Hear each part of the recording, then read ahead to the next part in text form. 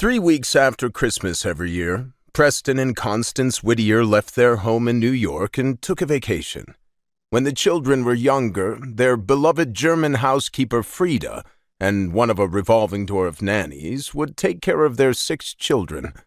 They would come home energized and refreshed after a romantic 2 or 3 week interlude alone. They both loved to ski, and a favorite spot for their holiday was one of the 3 valleys in the French Alps. They went to Courchevel, Val d'Isère or Megève in France, Zermatt and Saint-Moritz in Switzerland. Occasionally, they skied in Aspen or Vail in Colorado, but with their kids grown, they preferred to take their annual child-free vacation in Europe rather than in the States. They often took the children skiing with them when they went to Aspen during their winter break from school. Their ski trips in Europe were a special treat for Connie and Preston. They usually ended the trip with a weekend in Paris or London before heading back to New York to resume their family life.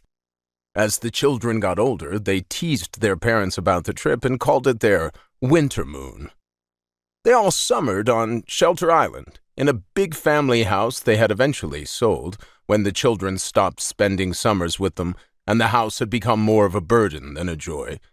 Connie and Preston had begun to streamline their life in recent years, cutting down on unnecessary expenses and avoiding projects that were too much work for them. In the summers, they rented a house in Maine now, or in the Hamptons, or on Cape Cod, large enough so that the children who wanted to could come and go for a few days or a weekend visit.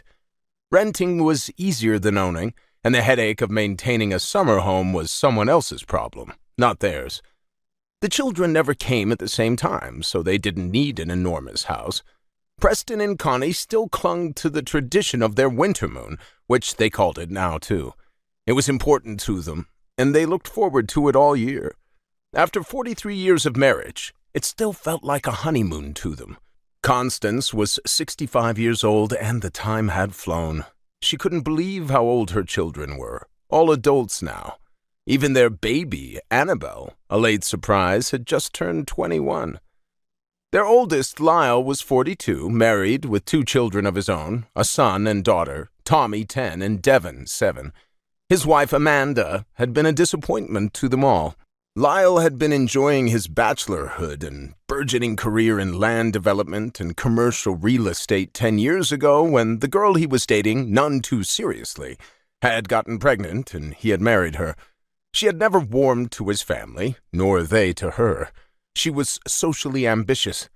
Constance thought her greedy, although Preston's attitude was more charitable.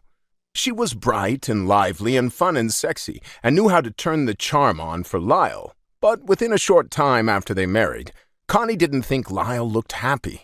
But Lyle never complained. He was loyal to a fault and wanted to make the marriage work once he'd agreed to marry Amanda.